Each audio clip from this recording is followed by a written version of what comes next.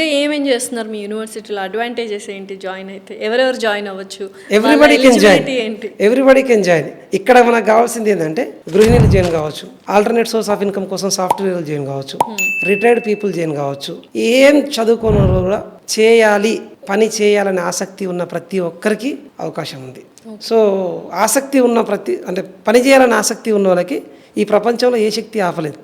వాళ్ళు ఏదో సోషల్ మీడియాలో పడిపోయి లేకపోతే మొబైల్ చూసుకుంటూ స్క్రీన్ టైం కొంచెం తక్కువ చేసుకొని సక్సెస్ రేట్ పెంచుకోవడానికి ప్రయత్నం చేస్తే డెఫినెట్గా ప్రతి ఒక్కరికి చేసే అవకాశం ఉంటుంది.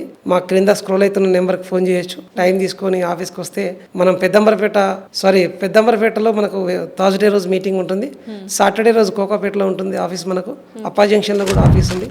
సో ఎవ్రీ వీక్ 2 days మనం Saturday and Thursday so meetings conduct చేస్తాము. వాళ్ళు ఎక్కడైనా వర్క్ చేసుకోవచ్చు. నాట్ ఓన్లీ పర్టికులర్ మేము చెప్పిన సజెస్ట్ చేసిన దాంట్లో చేయాలని లేదు.